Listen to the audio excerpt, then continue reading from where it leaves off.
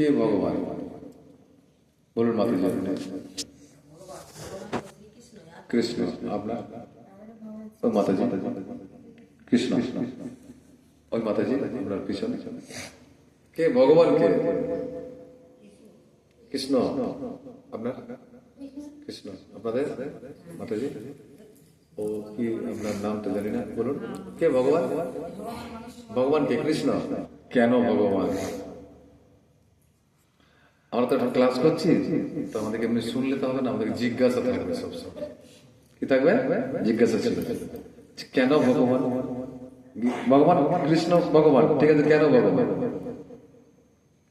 এটা আমাদেরকে জানতে হবে না, ঠিক কিনা? কেন ভগবান বলা হচ্ছে ওনাকে? অন্য কাউকে তো ভগবান বলা হচ্ছে না, কেন ওনাকে ভগবান বলা হচ্ছে? ওনাদের আদি। কেন ওনাদের আদি? কি করে মূল দেখান আমাকে, বলতে হবে, এটা জানাতে হবে কি করে মূল হলো। কে স্বয়ং বলছে? সে তো শিব বলছে আমি ভগবান। সে তো ব্রহ্মকুমারী তো এসে বলছে যে ব্রহ্মা হচ্ছে আমি ভগবান। রাখবেন না, কিছু মনে করবেন, আমরা জানছি, জিজ্ঞাসা থাকছে আমাদের। সে তো অনেকেই বলছে, ডাক্তার দিকেও ভগবান বলে, বলে না যে ডাক্তারটা ছিল বলে আমি বাঁচলাম, ভগবান আমার, বলে না? তাহলে ভগবান কে এটা আমাদেরকে জানতে হবে। আমরা এখানে ক্লাস করছি আর ভগবান সম্বন্ধে জানবো না, সেটা বললে তো হবে না। আমাদেরকে শিখতে হবে। কোনো খারাপ মনে করবেন না কেউ, এখানে আমাদের শিক্ষা, আমিও শিখতে এসেছি আপনাদের কাছ থেকে, আমি পড়ছি, আমিও শিখার চেষ্টায় আছি। ওকে, কিচ্ছু মনে খারাপ কিছু করবেন না, শ্রবণ করুন, শুনুন। কেন ভগবান কৃষ্ণ হচ্ছে ভগবান, এটা আমাকে জানতে হবে।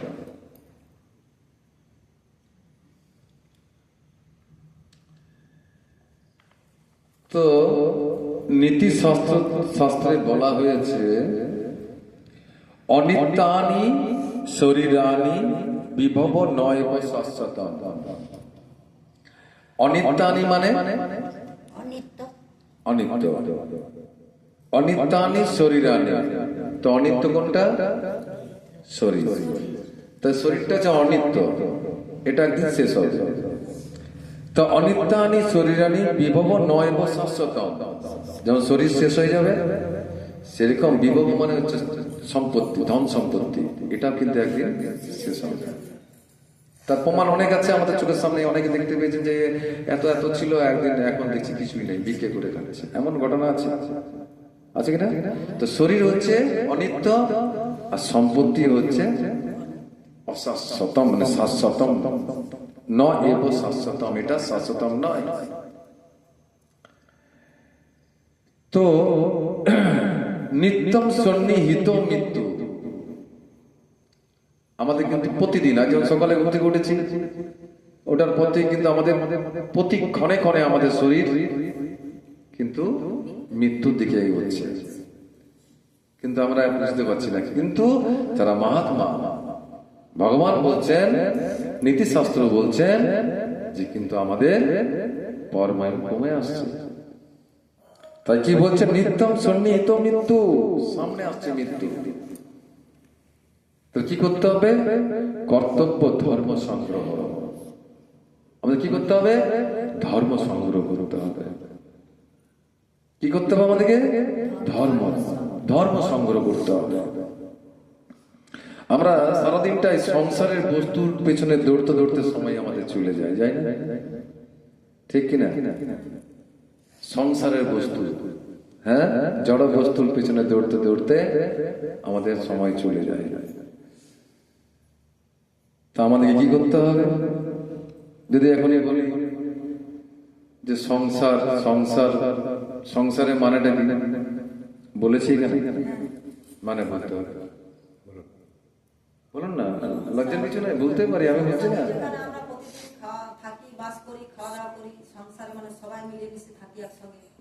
ওইটাকে সংসার মাতাজি।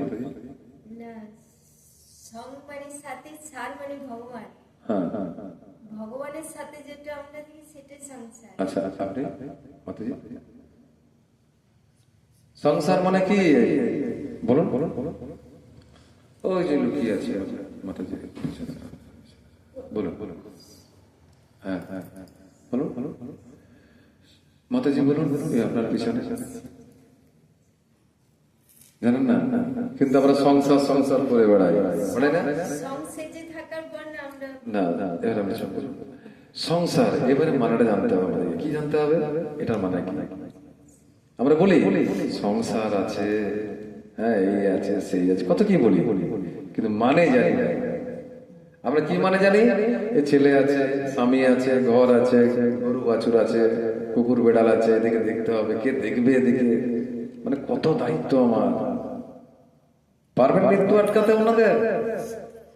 আছে ক্ষমতা আমাদের?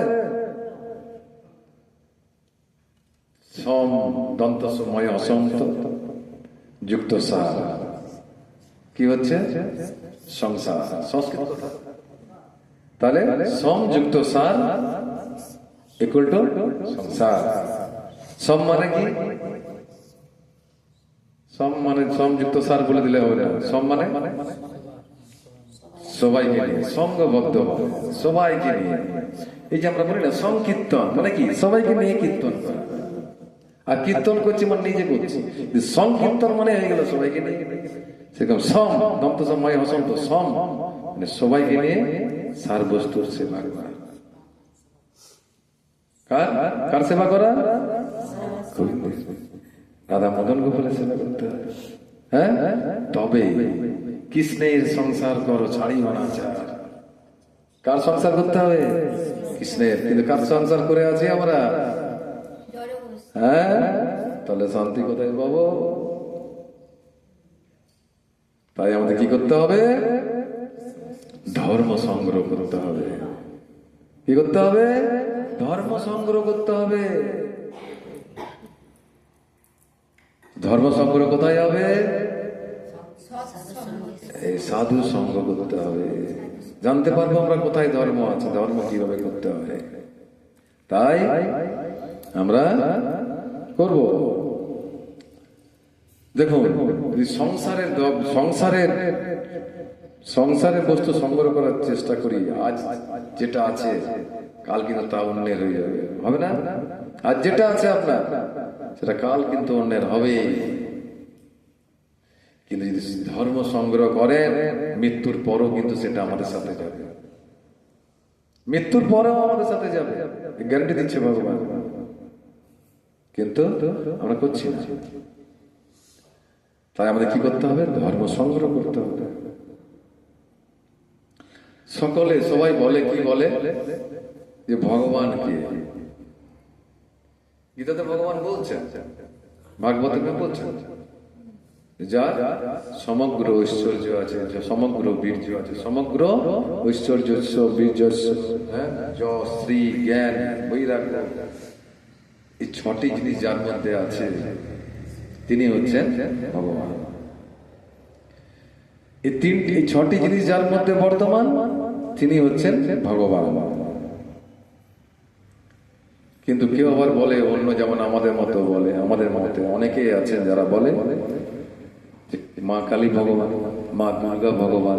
খারাপ মনে করবেন না, কিন্তু কেউ যদি খারাপ মনে করেন আমাকে ক্ষমা করবেন, কিন্তু আপনাকে না বললে আপনাকে আমি কি করে প্রমাণ করে জানাবো যে কৃষ্ণই ভগবান? দুঃখ করার কিছু নেই, দুঃখ তাকে, আমাকে ক্ষমা করবেন, আমি জানাচ্ছি আপনাকে। কারণ আমাদের মতি ভিন্ন ভিন্ন, মুন্ডে মুন্ডে মতি ভিন্না, মুন্ডে মুন্ডে মতি ভিন্ন, প্রত্যেকটা ভিন্ন ভিন্ন আত্মা, ভিন্ন ভিন্ন মতি তার। আপনার ইচ্ছা মা কালী ভগবান, এর ইচ্ছা শিব ভগবান, ওর ইচ্ছা ভাদু ভগবান, ওর ইচ্ছা আরো অনেক কি ভগবান। কেউ হয়তো বাবা মাকে ভগবান বলে, কেউ আবার ডাক্তারকে ভগবান বলে। বলে না, ভাগ্যে ডাক্তার ছিল বলে বাঁচলাম বাবা, কিন্তু ডাক্তার কি ভগবান? ওনাদেরকে জিজ্ঞাসা করে বলুন তো, যে আপনার বিশ্বরূপ দেখাবেন একবার, দেখবো। দেখাতে পারবে? পারবে দেখাতে? পারবে না। এর মধ্যে জানতে হবে আমাদেরকে আমরা কোথা থেকে এসেছি, আমরা কোথা থেকে এসেছি। সেদিনকে বলছিলাম না আপনাদেরকে যে আমরা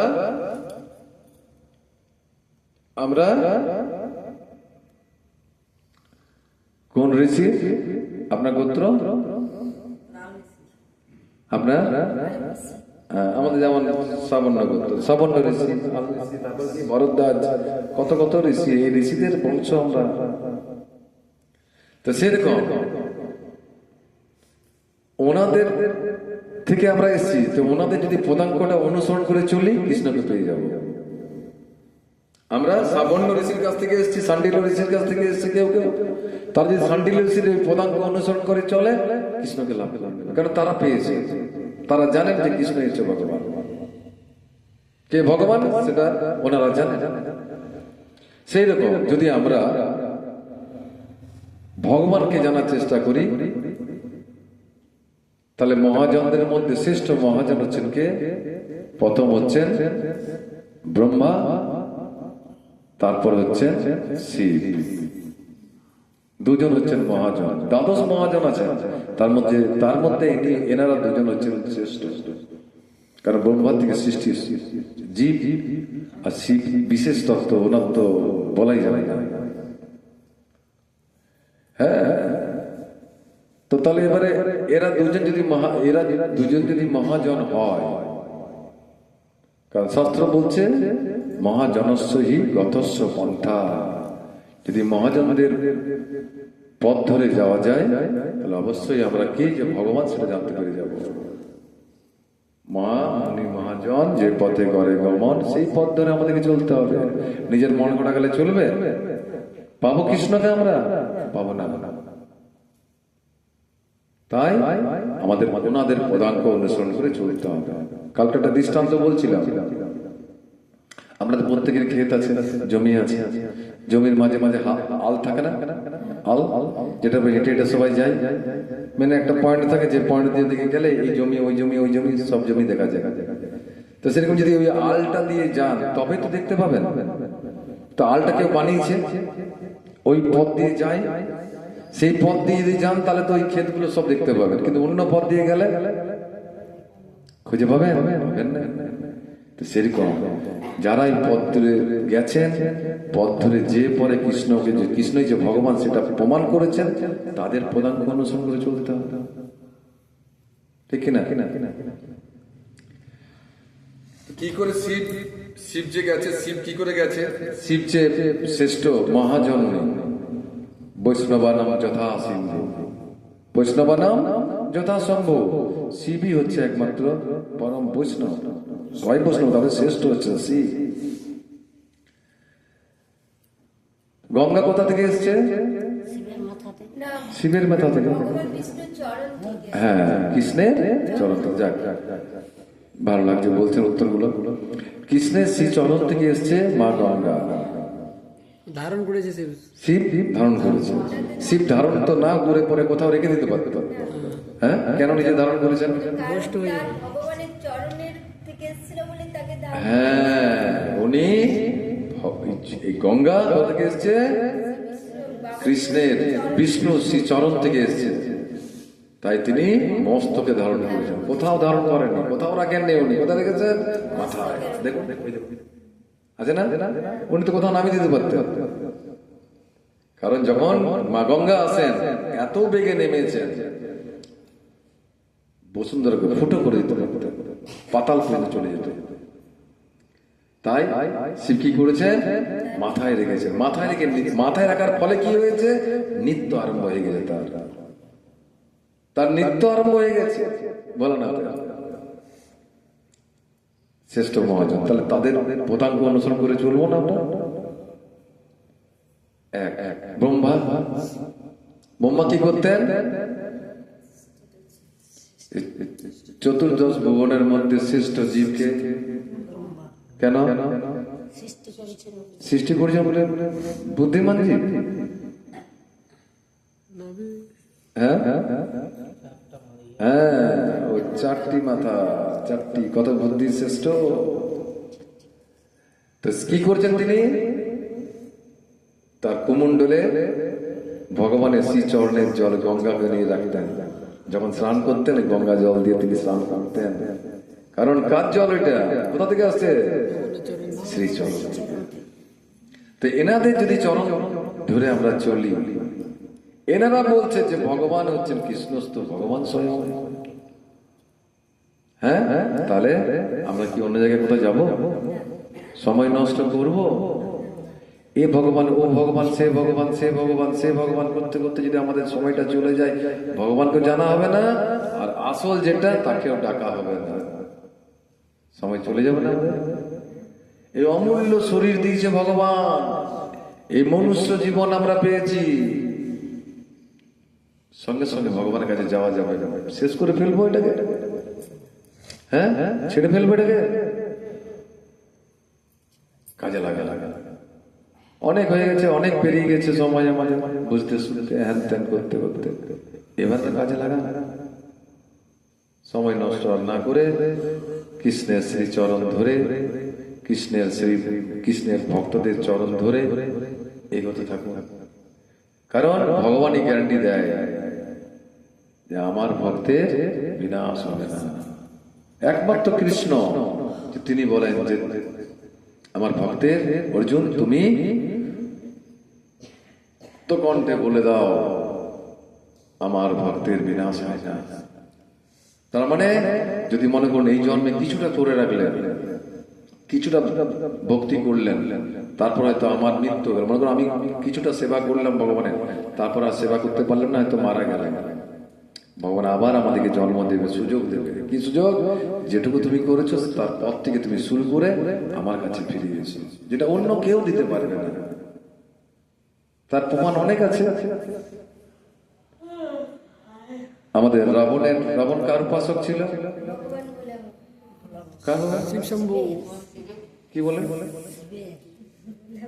ভোলা বাবা, ভোলে বাবা পার করেগা। হ্যাঁ, কিন্তু রাবণ বেঁচেছে কেন? বাঁচে না? এতগুলো মাথা ছিল, এতগুলো হাত ছিল, পারে না।